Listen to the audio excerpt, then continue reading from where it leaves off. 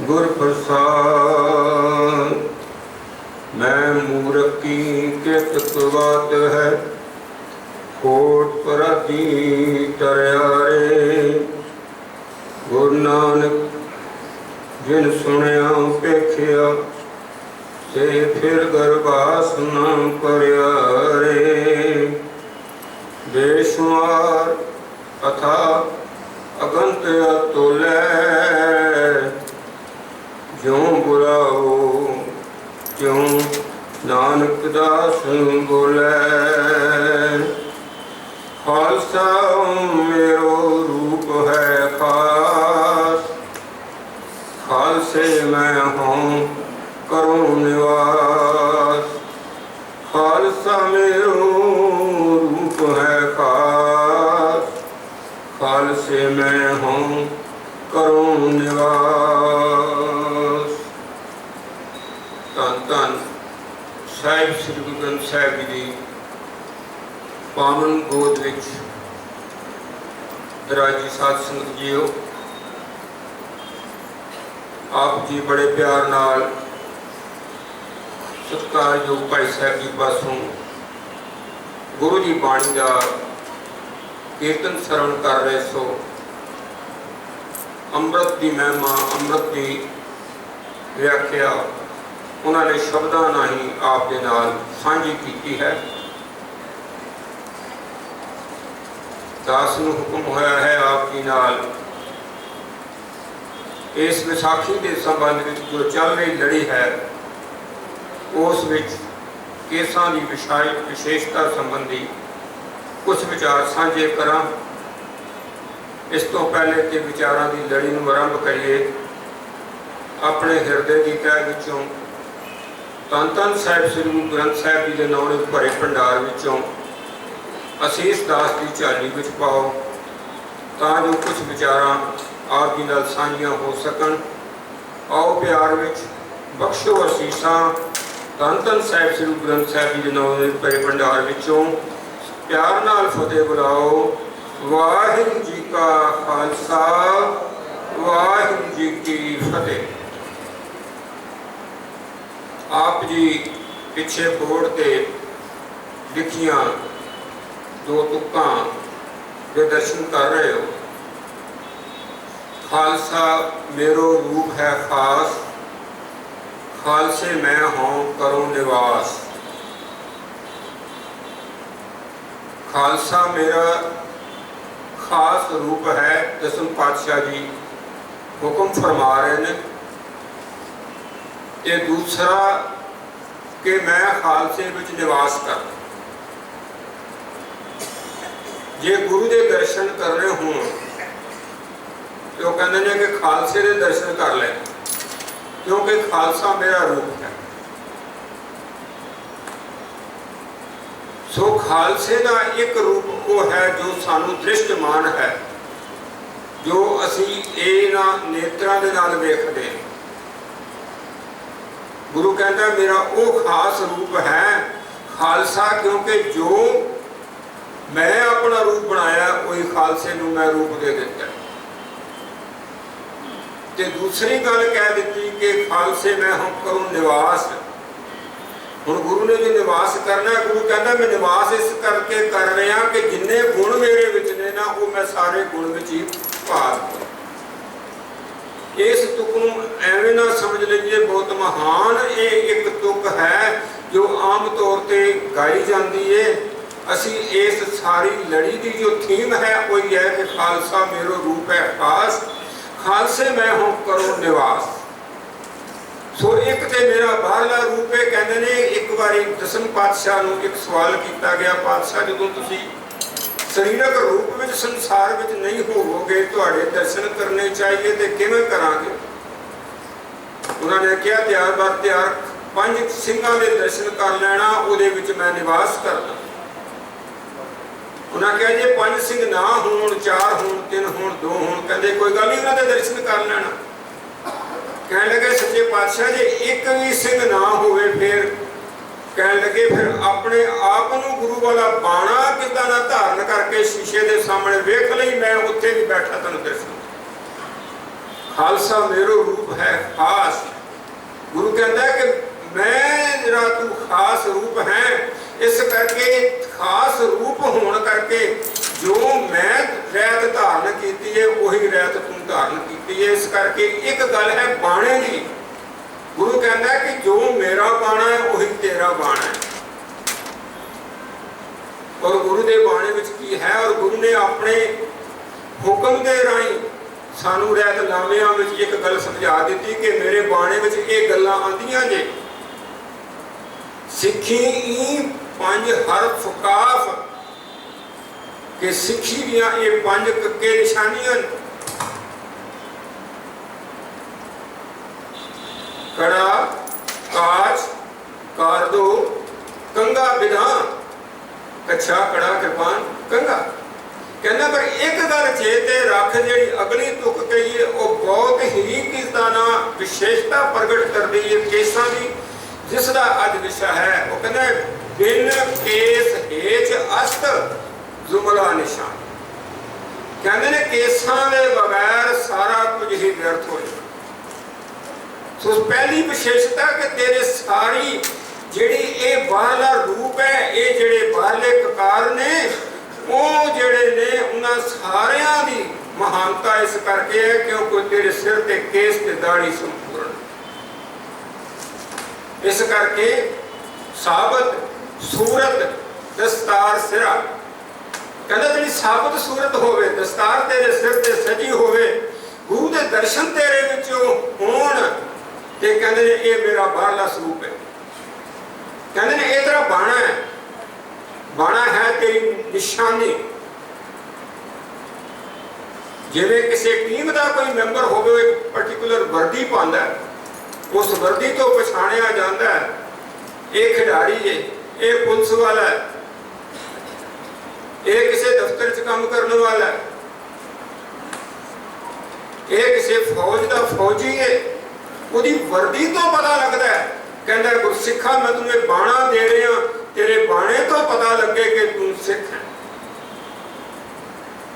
पर कहता मैं तेन केवल ते केवल बाणा नहीं दे रहा, क्योंकि बाणे करके सारी मनुखता भटकी पई है, और बाणे दे कारण करके ही अज मनुखता दे पिछे लोग बगैर सोचे समझे लग जाते ने, और बाणे दे पिछे लग के अंदर दी गल भुल जाते ने, ते फिर उन्होंने हालत है कि सारा जीवन जो है वो बिरथा चला जाता है, भंबल पुछे खाते रहते ने। जो जीवन का मनोरथ है भई प्राप्त मानुख दे हुरिया, गोविंद मिलन की ए तेरी बरिया, अवर काज तेरा किते ना काम, मिल साध संगत भज केवल नाम। कहते अपने निशाने तो ही जो है वो खुंज जाते हैं जिन्होंने बाणा पाया। जो गुरु नानक पातशाह संसार में आए, बाणे वाले बड़े सन, जोगी भी सन, सिद्ध भी सन, ब्राह्मण भी सन, मौलवी भी सन, बाणा तो सारिया ने पाया सी। पर गुरु नानक पातशाह ने भापिया कि ये बाणे थले जो कुछ होना चाहिए, ये जो निशानी के थले जो कुछ होना चाहिए वो नहीं, वो देखिया नहीं। इस करके कहना पिया गुरु नानक पातशाह, कादी कूड़ गोल मल खाए, बामण नहावे जिया घाए, जोगी जुगत ना जाने अंध, कीने उजाड़े का बंद। कहने तीनों ही उजाड़े का बंद ने, इन्होंने बाणा जरूर पाया है, बाणा ते दर्शनी रखा हुआ है, लेकिन जो परमात्मा दे नाल मिलाप दी सोझी जो उदा राह है वो अंदरों खाली। इसे करके बामण नूं भी किया ना गुरु नानक पातशाह ने, तग ना इंद्री तग ना नारी, भलके थुक पवे निज दाड़ी, तग ना पैरी तग ना हथी, तग ना जेवा तग ना अखी, वे तगा आपे वरते। कहता आप ते तू किदा ना जनेऊ दे बगैर है। तग का मतलब है जनेऊ, जनेऊ का मतलब डिसिप्लिन, डिसिप्लिन का मतलब एक किदा ना डिसिप्लिन विच बजिया होना, तां जो तू किदा ना उस दे विच बज के अपने जीवन नूं किदा ना सुधार सके। कहने तेरे को तो कुछ भी नहीं, तेरी अखां भी किदा ना नहीं कंट्रोल विच, तेरे कान भी नहीं, तेरी रसना भी नहीं, तेरे कदम भी नहीं, तेरे हाथ भी नहीं, पैर भी नहीं, तगना इंद्री तगना नारी भलके थुक पवे नित दाढ़ी तंग ना पैरी तगना अथी तगना जेवा तगना अखी वे तगा आपे वते बढ़ा के अवरा करते दूसरे नु धागे वट वट के पन गुरु कह रहा कि मैं तेन बाणा दिता है खालसा मेरो रूप है खास इस करके केसां दी महानता सब तो प्रथम है इथों शुरू होंदा है जे तेरे कोल केस नहीं ते बाकी सारा कुछ बिन केस हेच अस्त जुमला निश कहने केसां दे बगैर तेरा बाकी सारा कुछ व्यर्थ हो जाए जे तू बाणा बाहरों केवल ते केवल बखा सकना है अंदर तेरे कुछ भी नहीं मैं बेनती कर दिया ये बाणा निशान साहब है कि गुरु कहता है कि मैं रूप है खास खालसे में करूं निवास अंदर गुरुद्वारा गुरु का जो है निवास गुरु के गुणा करके गुरु कहता है मैं गुणा करके खालसा जी तुहाडे विच निवास कर रहा जिवें बाहर निशान साहब लगा है गल सूचना है इनफॉर्मेशन है बाणा मेरा एक निशान साहब है एक सूचना है एक इनफॉर्मेशन है एक सिख है पर जो निशान साहब देख के कोई गुरुद्वारा साहब विच आ जाए उन्होंने ये आस होती है इत्थे गुरु महाराज का प्रकाश होएगा इत्थे गुरु की बाणी की गल होएगी इत्थे गुरु का कीर्तन होएगा इत्थे गुरु का लंगर होएगा इत्थे संगत ते पंगत होएगी इत्थे किसी दुखिए का दर्द वंडिया जाएगा इत्थे किसी को दवाई मिल जाएगी ये गुरुद्वारे की निशानी है कहना ये होएगा इहदे अंदर सहनशीलता होएगी नाम होएगा बाणी होएगी गुरु कहता खालसे में हो करो निवास कहता मैं अपने गुणा करके खालसे दे विच निवास करना इस करके मैं तुम दो चीज़ां दे रहा एक दे रहा बाणा ते दूसरा दे रहा बाणी और इन्हां दोनों का सुमेल जिहड़ा ना वो खालसा है कहता है ये खालसा मेरो रूप है खास खालसे में हो करो निवास खालसा मेरो मुख है अंगा खालसे के हो सत सत संगा ये अज का जो है इस सारी लड़ी का जो है एक थीम है तो इस करके आरंभ दे विच ही आप जी बेनती करते हैं कि ये निशानी बारली है केसां दे बगैर जो है वो सारा कुछ ही हेज अस्त जुमला निशान हेज अस्त का मतलब बिल्कुल व्यर्थ सो पहली गल के केस जिहड़े ने वो गुरसिੱਖੀ दे विच जीवन की एक जांच ने आरंभता है दूसरी बेनती कि अकाल पुरख ने इस मनुख नूं अपने वर्गा बनाया ते जे अपने वर्गा बनाया ते ये भगतां ने भी कहा सारियां ने मन्निया कि अकाल पुरख केसां वाला सी वो आप केसां वाला सी इस करके उसने संसार दे विच मनुख नूं केसां वाला बनाया भगत ते पुकार पुकार के कहते ना केसो केसो कूकिए ना सोइए आसार रात दिस सके कूकणे कबू सुने पुकार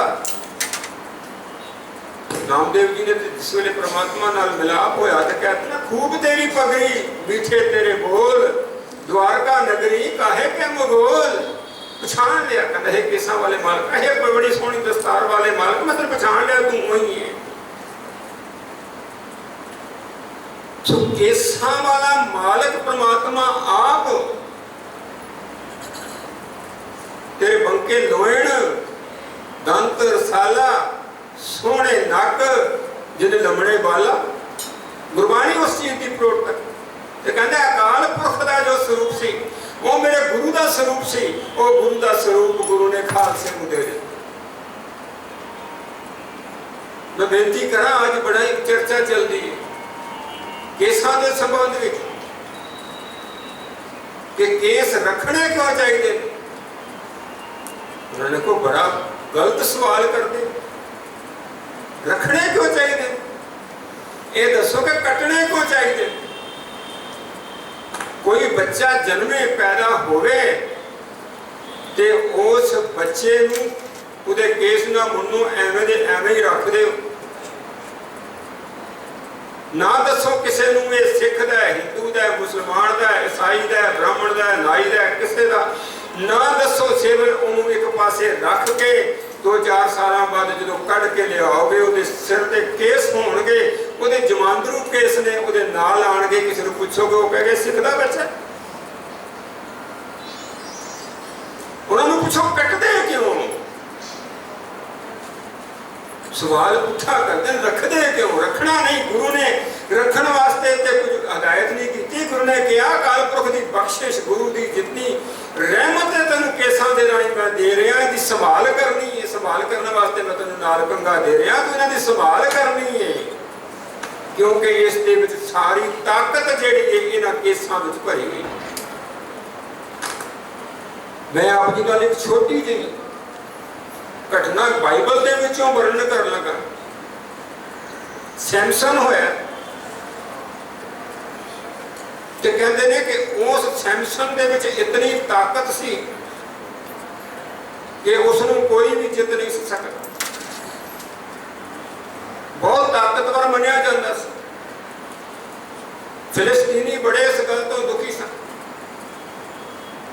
उन्होंने ये जानना चाहा कि इसकी ताकत का जो सारी जोर का हिम्मत बल का जितना कितना ना राज है वो की है। ये बाइबल के विचों आप नाल गल कर रहे। उन्होंने उसका राज जानने का यतन किया। एक डलेला नाम की लड़की सी, ਉਹਦੇ ਨਾਲ लगा दिता, ਉਹਦੇ प्यार विच पा दिता। प्यार विच पा के ਉਹਦੇ ਕੋਲੋਂ ਪੁੱਛਣ ਦਾ ਯਤਨ ਕੀਤਾ कि तेरे इस ताकत का किदा ना जो है राज की है। उसने अपना वो ताकत का राज ना दसिया, एक बारी गलत दसिया। उसने फिलिस्तीनियां नूं दस दिता, उन्होंने हमला किया, लेकिन वो कल्ले नहीं उन्होंने सारियां नूं किदा ना बाहर भजाया, जित ना सके। दोबारा फिर उन्हें कोई होर कारण दस दिता, फिर हमला किया, फिर हार गए। फिर उन्होंने डलेला नूं किदा बड़ी चंगी तरह धमकाया, बुझाया। उन्हें कहा तू हर बारी सानूं धोखा दे रही है, तू पता कर असली राज की है। उन्हें बड़े प्यार दे ढूंढी पा के उसके कोल पुछ लिया। उन्हें कहा मेरी राज जिहड़ा ना वो केस ने, मेरी सारी ताकत केसां विच छुपी है। ते उसने उन्होंने प्यार विच लैके गोदी विच बिठा के उहदे केस कतल कर, और उन्होंने फिर किता ना उन्होंने दस दिता फिलिस्तीनियां नूं कि हुण उहदी जिहड़ी ताकत सी वो मैं खो लई। हमला किया, उन्होंने फड़ लिया गया, फड़ के उन्होंने अन्ना करके कैद विच पा दिता गया। उन्होंने यकीन हो गया कि हुण ये कुछ नहीं कर सकता। पर बेहोत ऐसी बनी कि कुछ समा निकलिया, कैद विच पिया, उन्होंने यकीन हो गया हुण ये कुछ नहीं कर सकता। कैद विच पिया पिया उहदे फिर किदा ना वो केस बदलने शुरू हो गए। कि फिलिस्तीनियां ने एक अपनी सारी बड़ी इंपॉर्टेंट मीटिंग उस जेल के अहाते में रख ली। तो उन्होंने इस गल का ज्ञान हो गया कि मेरे फिर केस आ गए ने, उसकी सारी ताकत अपनी जी हासिल कर ली। कहते हैं जो मीटिंग में बैठे सी, उन्हें एक थंब नूं पकड़ के सारी सारी बिल्डिंग ही ढा दी ते सारे दे सारे उन्होंने लीडर मारे। एक क्रिश्चियन बाइबल विचों जो है 10 टेनामेंट्स विचों आप जी नाल मैं एक घटना साझी की है कि उन्होंने इस दे विच कितनी महानता और कितनी ताकत है। असीं ते सिख कई बार कहने ते शर्म आ जाती है कि अपने रोमां नूं अपने केसां की महानता समझते नहीं। एक बारी हजरत साहब का मूए मुबारक, मूए वो कहते हैं केस वाला, मूए मुबारक गुम गया। सारी दुनिया में हाहाकार मच गया। उन्होंने कहा सारी दुनिया उथल पुथल करते हैं कि साढ़े जब तक उस हजरत मुहम्मद का वो वाल जो वो नहीं आता, इसमें दर्शन नहीं कर लेंगे, सारी दुनिया गर्क कर दे। एक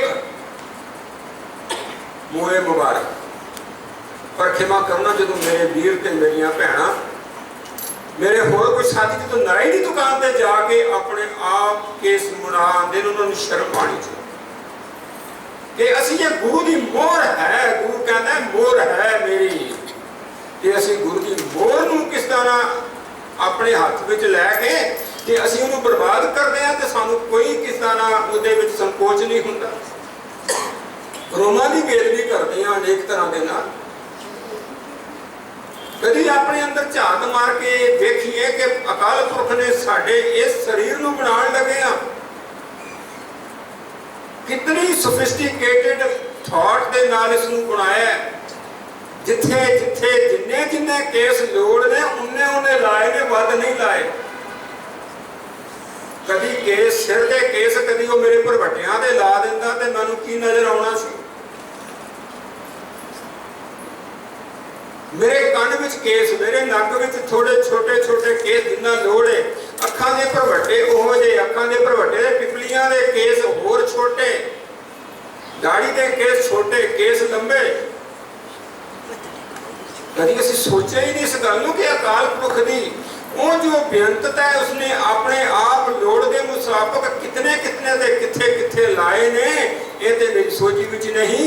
असीं कहने अकाल पुरख तू ते सियाणा नहीं, मैं सियाणा, मैं इहनूं होर अपनी ब्यूटीफिकेशन कर रहा, ब्यूटी पार्लर विच केसां दी बेदबी करके मैं ब्यूटीफाई हो रहा।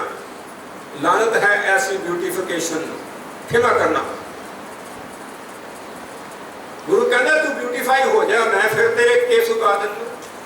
और रोज नाई को जाते ने, रोज उस तरह लैके कितना ना कट्टी जाते ने, गुरु फिर होर उगाई जाता।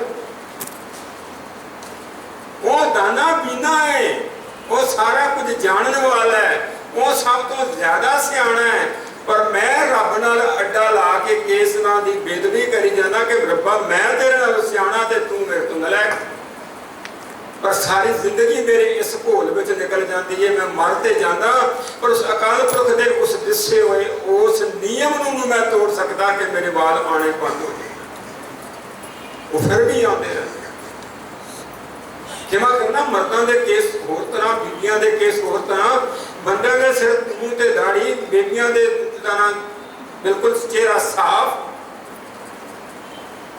असीं कभी सोचे ही नहीं कि अकाल पुरख दी ये अगर चाहता है कि बीबियां नूं किसी ने नहीं सी ला सकता था, उन्हें उत्थे भी ला देनी सी। जे उसने मनुख नूं इस तरह मुंडन का ही करना तो वो फिर जमानिया सारियां नूं ते जाना बगैर केसां दे ही पैदा कर दिंदा। वो अकाल पुरख सियाणा नहीं सी, बहुत सियाणा सी। मैं एक बेनती होर करन लगदा उहदी सियाणप दी। उस अकाल पुरख नूं ये पता है कि किहड़ी थां ते किहड़े शहर विच, किहड़ी आबो हवा विच, किहड़ी क्लाइमेट विच किहो जिहे केस चाहिए। आप जी ने कभी देखिया जिहड़े बहुत गर्म इलाके ने, उन्हां गर्म इलाकिਆਂ ਵਿੱਚ उन्हां दे केस लंबे भी होंदे ने ते काले भी होंदे। ਜਿਹੜੇ बहुत ठंडे इलाकिਆਂ ਵਿੱਚ ਰਹਿੰਦੇ ਨੇ ਉਹਨਾਂ ਦੇ ਵਾਲ ਚਿੱਟੇ ਵੀ ਹੁੰਦੇ ਨੇ ਤੇ ਕਿਦਾਂ ਨਾ ਗੋਰੇ ਵੀ ਹੁੰਦੇ, ਕਿਉਂਕਿ ਇਹਦੇ ਵਿੱਚ ਐਬਜ਼ੌਰਪਸ਼ਨ ਕੈਪੈਸਿਟੀ ਹੈ, ਇਹਦੇ ਵਿੱਚ ਸਾਰੀ ਤਾਕਤ ਹੈ ਕੇਸਾਂ ਦੇ ਵਿੱਚ। ਅਸੀਂ ਤੇ ਉਸ ਦੀ ਮਹਾਨਤਾ ਨੂੰ ਸਮਝ ਨਹੀਂ ਸਕੇ। मैं वो साइंटिफिक वाले पासे जाना नहीं। मेरी केवल इतनी बेनती होती है कि असी इस सारे नूं एक डिसिप्लिन करके समझिए। अगर एक एक चीज़ को एक्सप्लेन करांगे तो 100 तरह दी हुज्जतां डै जाणगियां। कभी किसी बंदे ने फौज में भर्ती होने लगे इस गल का कभी इतराज़ नहीं किया कि मेरी शर्ट किहो जी है, मेरी टाई किहो जी है, मेरा बैच किहो जिहा, मेरिया जुराबां कईयां जिहियां ने किनियां फोल्ड होईयां ने, मैं बूट किहो जिहा पाना ते किहो जिहा नहीं पाना, मेरे गले में किहो जी किदां दा तगमा लटकना, कभी किसी ने इतराज़ नहीं किया। एक सिख है जिहड़ा इतराज़ करता है गुरु महाराज मैं किरपान क्यों पा लवां, मैं कंघा क्यों रख लवां, मैं किदां दा अमृत क्यों छक लवां। गुरु कहता खालसा मेरे रूप है खास, खालसा अकाल पुरख की फौज प्रगटे हो, खालसा परमात्मा की मौज। खालसा ते परमात्मा की मौज में पैदा होया, खालसा ते एक प्रगट होया ही खालसा अकाल पुरख के रूप में है ते असीं उस खालसा दे उस रूप नूं भरना चाहते। रहतनामे में ते हुक्म है ना, बिना शस्त्र केसन देवो ना दिदार। दसम पातशाह कहते हे सिखा मेरे सामने शस्त्रां ते केसां दे बगैर तू आ ही ना, मैं तेनों देखना ही नहीं चाहता। एक पासे कहते ना खालसा मेरे रूप है खास, तू बाणी विच आ, तेरे अंदर बाणी होवे, तेरे अंदर बाणी विचों जीवन होवे, तेरे अंदर भी बाणी होवे, बाहर भी बाणा होवे, तेरे बाहर निशान साहब होवे, अंदर तेरे गुरुद्वारा होवे। मैं उस सिख नूं देखना चाहना ते जिहड़ा ये नहीं कर सकदा कहना बिना शस्त्र केसन देवो ना दिदा। कहते ने क्यों? कहना बिना शस्त्र केसन नरम भेड़ जानो। कहते ना भेड़ां जानो सारियां ਜਿਹੜੇ ਸ਼ਸਤਰ ਤੇ ਕੇਸਾਂ ਦੇ ਬਗੈਰ ਨੇ ਇਹਨਾਂ ਨੂੰ ਭੇਡਾਂ ਜਾਣੋ। ਤੇ ਫਿਰ ਕਹਿੰਦੇ ਭੇਡ ਦਾ ਕੀ ਕੰਮ ਹੁੰਦਾ? पासे तुरे उसके पिछे सारियां तुर पैन कि अज यही हाल हो रहा है। एक बीबी ब्यूटी पार्लर में जा रही है तो 100 के पिछे लग रही ने, एक बंदा नाई के दुकान से जा रहा है तो पिछे ब्यूटी पार्लर के होर साडे कई सारे बेचारे गुरसिख प्यारे को कहने वाले जोड़े अपने आप को गुरसिख सो काल वो भी पिछे लग के ते वो जा रहे हैं। हुण भेडां नूं की है, उन्होंने एक ने खूब छाल मारनी है, सारे ने मारना ही मारना। साडी कौम की हालत है। गुरु कहता बिना शस्त्र के संग नरम भेड़ जानो गह कान कितै लै सिधान। कहता कान तो पकड़ो जिथे मर्जी लै लो। अज भी क्योंकि असी अपने सिद्धांत नूं अपने गुरु की बाणी नूं गुरु के उन्हां शहीदियां नूं असी नहीं पहचानिया, इस करके सानू कान तो फड़ के कदी कोई ते कदी कोई किते लै जाता। कहता गहे कान कितै लै सिधानो क्योंकि भेड़ चाल। गुरु कहता खालसा मेरा रूप है खास, मेरा खास रूप है खालसा। मैनू अपना बाणा दिता है और मैं इस बाणे नू देण वास्ते मैं 239 साल लाए ने। गुरु नानक पातशाह ने एक किसदाना खालसे की सिरजना मनुख नू मनुख बनाने का आरंभता की है। उन्होंने पता लगे कि मनुख तो मनुख ही है, बंदा तो बंदा रहे ही नहीं। करतूत पशु की मानस जात लोग पचारा करे दिन रात। समझे मनुख है ही नहीं, ये तो पशु ने। तो गुरु नानक पातशाह ने एक काम आरंभिया, इस मनुख को मनुख बनाना है। जो मनुख बन गया उन्होंने खालसे का रूप दे के पंजा ककारां दा धारनी बना के बाणी और बाणे का धारनी बना के गुरु ने किस दाना उन्होंने। मैं कई बार बेनती करना इस खालसे की घाट को बड़े ध्यान नाल देखना। ये 239 साल एवं नहीं लगे गुरु नानक पातशाह नूं। कभी फैक्ट्री में कोई चीज़ बहुत वधिया बननी होवे ना, अज कई राकट से ना पिछे आया सीगा अग्नि 2 जिहड़ा हैगा वो साडा सैटेलाइट जिहड़ा बड़ी सफलता नाल किस दा ना असीं प्लाट दे विच छड्ड दित्ता है। पर कभी सोचा कि उसनूं बनाउण लग्गिया उहदे हर स्टैप के उत्ते उहदी टेस्टिंग होंदी है कि कोई चीज़ दे विच कोई नमूना ना रह जाए। से गुरु नानक पातशाह ने जिस खालसे नूं संपूर्ण करना सी उन्हां जाके थां थां ते टेस्ट कीता है। ते पहला टेस्ट सी गुरु अर्जन पातशाह की शहादत कि जिस खालसे की मैं सिरजना कर रहा उहदे विच फौलाद वर्गा किहो जिहा जज्बा आ गया। गुरु ने अपने आप को कुर्बान करके दिखा दिता कि जिस बंदे को मैं बनाना चाहना वो बंदा इन्नी दृढ़ता वाला होएगा, सारी दुनिया भावें उसको डुलाने का यत्न कर ले लेकिन वो कदे भी नहीं डिगे ना डोले। दृढ़ कर रहे हो पूर्ण होए त्रिपता, कहना कभी नहीं डोलेगा। ऐसी मैं कहते गुरु ने इत्थे बस नहीं कर दिया। हुण अज दे दिन गुरु शहीद हो रहा है तो सारी दुनिया देख रही है, पर गुरु तेग बहादुर पातशाह के सामने सिख पहले शहीद हो रहे हैं। गुरु सामने बैठा वेखते हैं सिखां की दृढ़ता ते गुरु की दृढ़ता। गुरु सिख, सिख गुरु है, एको गुरु उपदेश चला। वाह वाह गोबिंद सिंह आपे गुरु चेला। सिख के गुरु विच भेद नहीं रहन दिता, इन्ना दृढ़ता दे दी है। इत्थे किदा ना गुरु शहीद होया, अज 5 सिंह वारी वारी शहीद हो गए ने। पूरी हुकूमत दिल ला रही है, किसी को दिल विच उबाल रही है, किसी को रूह विच भलेट के साड़ रही है, किसी को आरे नाल चीर रही है। पर गुरसिख अडोल बह के अपना सिखी इतना स्वासा नाल निभा रहे। फिर दसम पातशाह ने देख लिया कि हुण टेस्ट पूरा हो गया, जिहड़े सिख भी ने वो भी उन्नी दृढ़ता में आ गए ने। फिर गुरु ने कहा हुण हालां तक तो ये अंदरों अंदर ये दृढ़ता बनाई जा रही सी, हुण मैं दुनिया के सामने ये दृढ़ता प्रगट भी कर देना चाहना कि सिख मेरी एक ललकार के उपर किवें अपनी जान मारन वास्ते तैयार। गुरु ने धोई श्री साहब मारी आवाज 1 2 3 4 5 जिन्होंने अपने शीश वारे उन्होंने खालसा बनाया और कितनी बख्शिश उन्होंने बाणा दिता, फिर उन्होंने बाणी दी।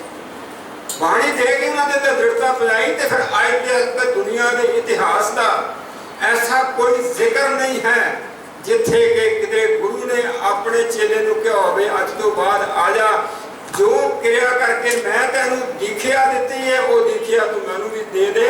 ये पहली बारी होया कि दसम पातशाह ने कहा हे खालसा जी अज ये गोबिंद राय तुहाडे किदां चरणों में हाजिर है, इहनूं भी पौल दी दात बख्श दे। सो असीं केसां दी फिलासफी नूं केसां दे सिद्धांत नूं समझदे हां। गुरु ने सानू पूरे तौर पर यह बाणा बख्श के केसां नूं संभाल सानू दस दित्ती और केसां दी जिहड़ी ताकत है वो दस दित्ती। और इस केसां दी संभाल वास्ते सिंघां ने कितनियां शहीदियां प्राप्त कर ली। जदों भी कोई ऐसी गल बनी सब तो पहला प्रश्न ये होता सी कि अपनी केस छड़ मुसलमान हो जाओ, केसां नूं तो इजाजत नहीं दिंदे। पर कोई सिख भाई तारू सिंह जी नूं ज़करिया ने पकड़ गया, ये केस कतल कर दे,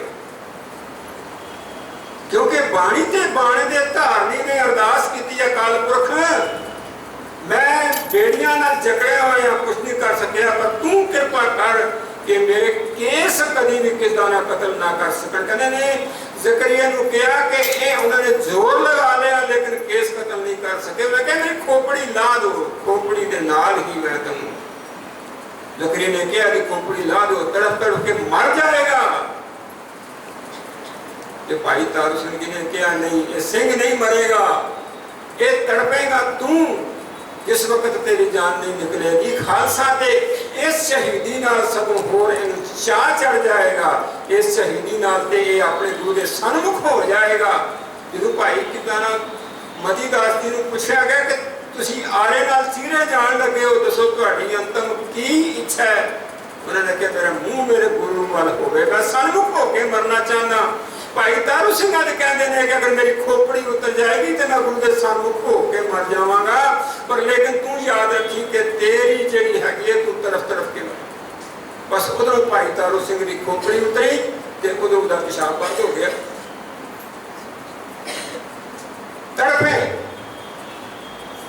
तड़पे ना जान निकले।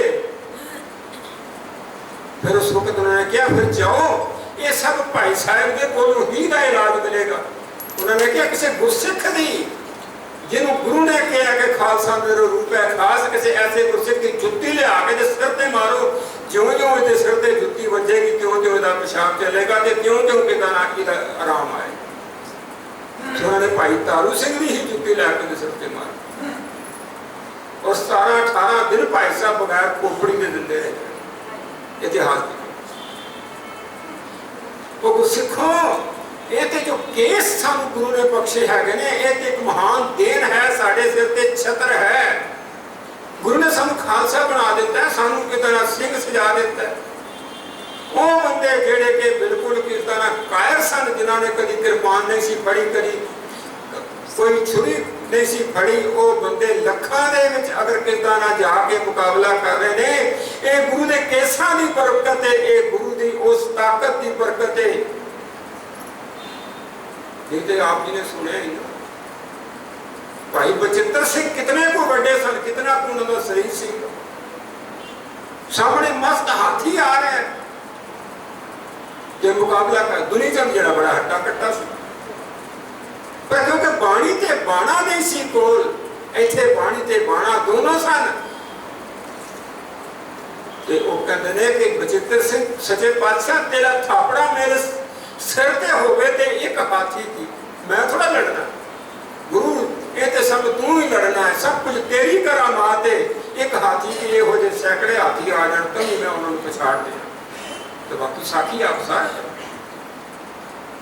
प्यार वाले हो, ये जो असी गुरपुरब मनाने हैं, जो असी किस तरह समागम कर रहे हैं, उसका मतलब है कि असी अपने विरसे तू जानू होइए, असी अपनिया सारिया जीवन के इतिहासक पिछोकड़ तो जानू होइए, ते असी अपने बच्चियां नू, अपने नौजवानों नू इस पासे लाइए ताकि उन्होंने पता लगे। उन्होंने कसूर नहीं, क्योंकि असी अपने विरसे नाल उन्हां नूं जोड़ ही नहीं सके। ये साडी जिम्मेवारी है प्रबंधकों की, प्रचारकों की और मेरे घर के माँ प्यो की। हर घर विच जिहड़ा है वो प्रचारक है। माँ सब तो पहली प्रचारक होती है। अगे दादियां बच्चियां नूं किदां ना गुरु दीयां साखियां सुणांदियां सी ते तां किदां ना गुरु दे सिख जिहड़े सी अपने जीवन विच दृढ़ रहंदे सन। आप जी छोटे छोटे साहबजादियां दी शहादतां ते सुनिया ने ना माता गुजर कौर जी कोलों जदों जांदे सन शहीदी पाउण वास्ते, कचहरी विच पेशी देण वास्ते जांदे सन ते माता सारी रात उन्हां नूं साखी सुना के करदी सी कि देखो अपने पिता जी गुरु तेग बहादुर पातशाह, गुरु अर्जन देव जी परदादा जी, तुसीं किसे दी देखो आंच नहीं आण देनी, उन्हां दी इज्जत मान रखना है। उन्हां ने किवें शहीदी पाई है तुसीं उवें हस हस के शहीद। कोई उन्हां नूं दुला ना सकिया ते 5-7 साल की उम्र किथे उस बादशाह दा सामने जाओ जलाल और किथे उन्होंने जाके कचहरी में और उन्होंने चलाकी की कि ठीक है जी ने छोटा दरवाजा रखो, खिड़की रखो, सिर झुका के निकलणगे। लेकिन कितनी सुचेतता सी उन्होंने। उन्होंने कहा वीरा देख के तो खाई, इत्थे सिर ना करी, इत्थे पहले पैर कर दे। और उस कचहरी में भी फतेह बुलाई। ये जो दात सी, ये केसां दी दात सी, जिसकी दात करके ये गुरु दे दिते हुए बाणी ते बाणे दी दात सी, जिस करके मनुखता के अंदर इतनी दृढ़ता सी कि उन्होंने दुनिया की कोई भी ताकत जिहड़ी बुला नहीं सी सकती। सत्संग जी आजकल बहुत आर्गूमेंट होंगे हैं। आर्गूमेंट के पिछे जाओगे तो लड़ी लगी है, 2 करोगे तो 4 होर खड़े हो जाएंगे, 4 करोगे 2 होर खड़े हो जाएंगे। किसी के सिर में दर्द होएगा, बच्चा बहाना लाएगा कि सिर का दर्द है। कोई फार्म में जाएगा तो उत्थे पहले केस उड़ा देगा कि मैं किदां ना उत्थे जाके मैनूं नौकरी मिल जाए। पर कभी सोचिया अज साडे ब्रिटेन दे विच, अमरीका दे विच बड़े बड़े सिंह साबित सूरत जिहड़े ने, किधरे कोई MP बैठे हुए ने, किते कोई बैठे ने, मान सत्कार है। असीं साइकोलॉजिकली अपने आप नूं जिहड़ा ना मानसिक तौर पर अपने आप नूं कमजोर कर रहे हैं। उसका कारण एक होंदा कि असीं गुरु की बाणी नाल नहीं, क्योंकि बाणी असीं अपना बाणा बड़ी छेती पा लैंदे। किवें करना बाणा पाण नूं देर नहीं लगदी। मैं किरपान भी लै लाँगा, मैं किदां ना कशहरा भी लै लाँगा, सारे ककार पा लाँगा, बड़ी सोहनी दस्तार पा लाँगा। गुरु ने इस करके 239 साल लगाए खालसे की रचना वास्ते कि पहले उन्हें मानसिक तौर पर इन्हूं बलवान कर दिता। जो मानसिक तौर पर बलवान हो दिता, कहता हुण मैं तैनूं निशान साहब दे रहा। निशान साहब पहले वाले तो बड़े सन, उन्होंने कोल बहुत निशान सन, लैके घूमते सन। लेकिन गुरु ने जो निशान दिता उन्हें पहले मजबूत करता कि गुरुद्वारा बन गया अंदर। कहते लै हुण निशान साहब, हुण तैनूं गुरसिखा, तैनूं दूरों वेखे बंदा तो किवें सिख जा रहा है। कोई अबला की पत्त उतरती है तो खालसा अपनी रोटी खानी बंद कर दे। कई दिनों का भुखा क्यों ना होवे, पर वो अंदर ऐसी किदां ना स्पिरिट ते जील सी कि वो कहे कि पहले इस बच्ची को छुड़ा के वो भावां किसी दुश्मन की बच्ची भी क्यों ना होवे, उसकी भी जिहड़ी बेपत्ती जिहड़ी हैगी है वो कभी बर्दाश्त नहीं सी। और जिथे उन्होंने पता लग जाए कि सिंह है, वो कहते हुण कोई खतरा नहीं। प्यार वाले अपने विरसे नूं पड़चोल करन दी लोड़, अपने विरसे नूं वेख के अपने बच्चों तक पहुँचाने की लोड़ है। उन्होंने वास्ते लिटरेचर लिखण की लोड़ है। मैं बेनती कर रहा कि साडा लिटरेचर भी कोई बहुत वधिया छपाई विच नहीं होंदा। लिटरेचर भी साडा कोई टारगेटेड नहीं होंदा कि बच्चे वास्ते यह चाहिए, बड़े वास्ते यह चाहिए, बजुर्ग वास्ते यह चाहिए, आम संगत वास्ते यह चाहिए। यह गल साडी सोच विच है नहीं। सानू हर एक दे टारगेट के मुताबिक, हर एक की मनोविज्ञानिक स्थिति के मुताबिक लिटरेचर लिखना पड़ेगा और नाल लिख के उसनूं इन्ना सुंदर कितां ना छपवाना पड़ेगा कि बंदा बाहरों किताब नूं वेख के उहदे वल खिंचिया जाए। मैं आप जी नाल एक घटना बयान करके मेरा समा हो गया। मैं पंजाब सिंध बैंक में नौकरी करता सी तो मैं रीजनल मैनेजर सीगा, मेरे हेठां ब्रांचां सन दिल्ली दी बहुत सारी, और एक मेरी पार्टी सी पंजाब होटल जिहड़ी कि किदा ना रेलवे स्टेशन के बिल्कुल सामने सी। असीं उहदे कोल बैठे सी, कहा जी एक मिस्त्री आया, उन्हें बहुत सोहनी किताब बाइबल बहुत वधिया जिल्द दी, उन्हें कहा जी मैनूं आग्या दिओ तो मैं हर कमरे में एक एक रख। मैं उन्होंने कहा जी मेरे को तो पंजाब के बंदे आते हैं, कोई सिख आते हैं, कोई होर आते हैं, किसी को कोई इंटरस्ट नहीं है। वो कह लगा जी कोई गल नहीं, तुसीं मैनूं रखण दिओ। उन्हें कहा वो चुक के लै जाणगे वेच के, कहंदा कोई गल नहीं, तुसीं मैनूं रखण दिओ। भाई एक मेरी बेनती प्रवान कर लो, मेरा फोन हैगा, जिस दिन मेरी कोई किताब चुकी जाए उस दिन मैनूं फोन कर देना, मैनूं रिप्लेस कर देना। उन्होंने कहा इन्नी बड़ी कीमती किताब तू रख के जा रहे हैं। वो कहते जी मुझे पता है जो बंदा लै जाएगा नहीं पढ़ेगा, किधरे घर रख देगा, पई रहेगी, वो मर जाएगा, उन्हें कोई बच्चा वह समान संभालेगा, किताब को वेखेगा, हो सकता पढ़ ले। कहते वह पुत्र भी ना वेखे, वह पोतरा कोई वेख लेगा वो मरण के बाद भी। कहता जे उन्हें बाइबल के विचों मेरे क्राइस्ट के 2 भी लाइना पढ़ के कभी वो जीवन में चलिया गया, मैं समझागा मेरी सारी जिंदगी का जितना कितना लाभ है उतना हो गया। कहता मेरी सेवा कबूल हो जाएगी। कभी साडी सोच ऐसी बन जाए, असी इस तरह का लिटरेचर मुफ्त के संगतां तक पहुँचा सकीए, हर लैंग्वेज में पहुँचा सकीए, तुसीं अपने विरसे नूं इस तरीके नाल वंड सकीए और इन्ना सुंदर होवे। साडे कोल लखां ते करोड़ों रुपए असीं जिहड़े एवें बर्बाद कर देने नगर कीर्तन किवें कर लें, नगर कीर्तनां ते होर समागमां ते असीं लखां करोड़ों रुपए लगा देने आ, लंगरां ते मुबारक है करने चाहिए ने, पर उहदे विचों जे उहदा 10वां हिस्सा भी कभी इस पासे ला लईए कि असीं अपनी कौम दे वास्ते चंगा लिटरेचर सिरज के और सिੱਖੀ दे विच इस सिੱਖੀ स्वरूप की जो प्रगटा है वो करके संगत तक पहुँचाना है। हो सकता है साढ़े कितने थोड़ा बहुत मोड़ पै ये बेनतियां करके आप जी तो खिमा का जाचक हाँ समा हो गया है, बहुत अहम विषय है, बड़ा समा मंगता है और बहुत सारिया चीज़ा कहने वालिया ने जिहड़ियां मैं संगे समय की सीमा के रहिंदा होया आप जी नाल साझियां नहीं कर सकिया, उसलिए मैं खिमा का जाचक हाँ। आप जी की सूचना ने एक बेनती कर सकता, गुरमत प्रसार सेवा सोसाइटी वालों एक समागम लड़ीवार इस मौके पर होंदा है। उहदे 3 समागम मुंडी खरड़ में ने, 2 समागम मोहाली में ने और उसके बाद 2 समागम इतने ने। मैं जिन्होंने वास्ते आप जी खास तौर पर अपील करता 20 तरीक और 21 तरीक शाम को 6 बजे तो लैके 9:30-10 बजे तक समागम होंगे। बहुत विद्वान बुलारे आप जी की सेवा में आएंगे, बहुत चंगे कीर्तनी आप जी के पास आएंगे। 20 तरीक को बीबी बलजीत कौर खालसा आप जी को कीर्तन द्वारा निहाल करेगी। 21 तरीक को तार बलबीर सिंह जी हदवीरा की दरबार साहब करेंगे।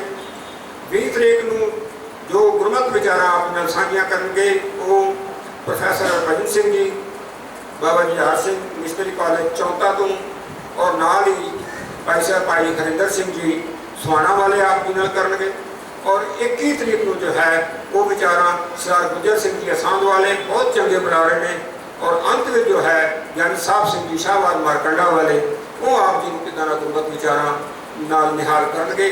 सो 20 और 21 तरीक का प्रोग्राम आप जी नोट कर लो, इश्तिहार इत्थे भी आए हुए हैं वो भी मिल जाएंगे आप जी को। सो आप उन्होंने भी लाभ उठाओ। ये सारे समागम जो एक लड़ी में होंगे ने, वक्रे वक्रे सबजैक्ट होंगे ने, एक दिन में एको सबजैक्ट डील होंगे, आप जी उन्होंने आनंद लोगे। सो आप जी को बेनतियां करदा होया भुला चुका माफ़ करना। एक बेनती होर करते हैं, गुरमत प्रसार सेवा सोसाइटी पढ़े लिखे बच्चों को कम से कम जो 10-12वीं पास बच्चे ने उन्होंने भर्ती करके उन्होंने पंजाबी यूनिवर्सिटी तो BA करवाती है, नाल ही उन्होंने 3 साल का गुरमत का जो कोर्स है वो भी करवाते हैं। साइमल्टेनियसली 2 डिग्रियां उन्होंने होंदियां ने। मुंडी खरड़ के गुरमत प्रसार सेवा सोसाइटी का जो भवन है उत्थे उन्होंने बच्चों के रहने का खाण पीन का सारा प्रबंध किया जाता है। नाल ही मेडिकल डिस्पेंसरी जो है वो उत्थे चलती है और गुरु की सेवा जो है आप जी के सहयोग न चलती है। ये जो आप जी ने जो भी माया रखी है ये सब उस कार्य वास्ते बच्चों की पढ़ाई वास्ते, बच्चों के खाण पीन वास्ते और उन्होंने सारे प्रबंध वास्ते इस्तेमाल होती है। इसलिए आप जी को बेनती है कि आप खिमा करते हुए मेरिया भुल्लां मेरी झोली च पाना और जो कोई चंगी गुरु की गल होवे वो गुरु की गल समझ के अपने हिरदे की इस लड़ी में परो के दास को किरदास करना। गुरु ਬਹੁਤੀਆਂ ਅਸੀਸਾਂ ਬਖਸ਼ੋ ਤੇ ਆਉਂਦੇ ਪਏ ਭੰਡਾਰ ਵਿੱਚੋਂ ਅਸੀਸਾਂ ਬਖਸ਼ਦੇ ਹੋਏ। ਬੁਲਾਓ ਫਤਿਹ। ਵਾਹਿਗੁਰੂ ਜੀ ਕਾ ਖਾਲਸਾ, ਵਾਹਿਗੁਰੂ ਜੀ ਕੀ ਫਤਿਹ।